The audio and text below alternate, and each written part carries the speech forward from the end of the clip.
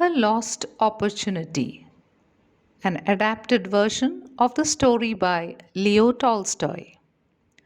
Once upon a time, a peasant named Ivan Sherbakov lived on his farm with his wife, three sons, a daughter in law, and his old father.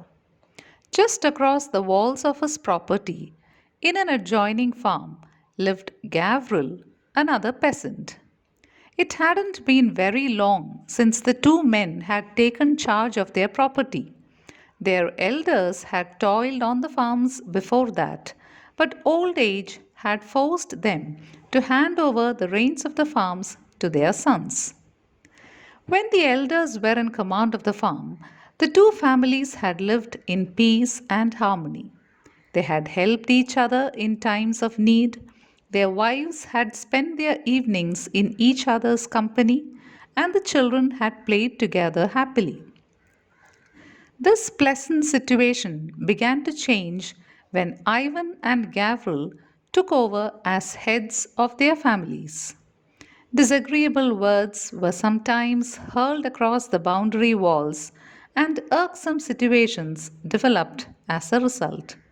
The congenial atmosphere was slowly dissolving into a relationship of suspicion and mistrust. One day, Ivan's daughter in law found that her hen was missing. It used to lay eggs for her, and every day in the evening she used to collect them from the barn. But that day, neither the hen nor her warm brown eggs could be seen anywhere. Distressed, she started searching all over the farm. Have you seen my hen? She asked Taraska, her youngest brother in law. Yes, he replied. Your pretty crested hen laid her egg in our neighbor's garden, and after she had finished cackling, she flew back again over the fence. Ivan's daughter in law went over to Gavril's farm to fetch her egg. Babushka, my hen has laid an egg somewhere here. Have you seen it? She asked the old woman she saw there. But the old woman was not friendly to her. We don't want your measly hen or egg, said the old woman contemptuously. We have plenty of our own. The young woman felt insulted. She returned home in tears and repeated the old lady's rude comments to her people. The Sherbakov family was enraged. How dare they offend the daughter in law of the family? It didn't take long for this small incident to blow up into a disproportionately large problem. Verbal assaults were followed by physical blows when the menfolk also joined the fray. Ivan's old father was pained by the enmity that his son harbored against his neighbor. He realized that Ivan was making a mountain out of a molehill. The more enraged you become against each other, the worse it is for you, he advised his son. His advice fell on deaf ears. The feud between the two families continued unabated, and one day, during a violent exchange between the two men, Ivan tore off a large quantity of Gavril's beard. Gavril was furious. I will set fire to your house, he threatened Ivan. I will reduce your farm to ashes.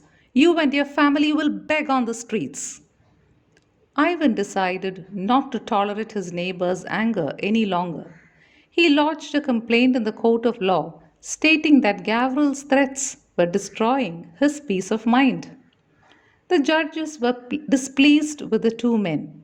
You must remember that the first thing is to fulfill God's command to love thy neighbor as thyself, and all will be well with you, they declared.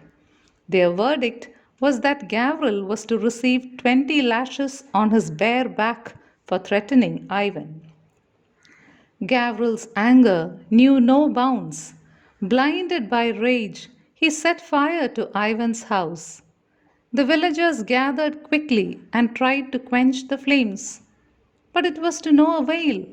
It was a hot summer day with a stiff wind. The blaze engulfed Ivan's homestead.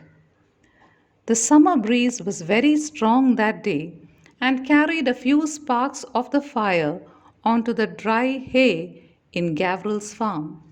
The hay caught fire, and soon Gavril's farm was also blazing. The fire that he had started soon reduced his farm to ashes. Hours later, the two men stood in front of the burning cinders, their womenfolk weeping and lamenting around them. All that they had built up was destroyed due to silly misunderstandings and unnecessary anger.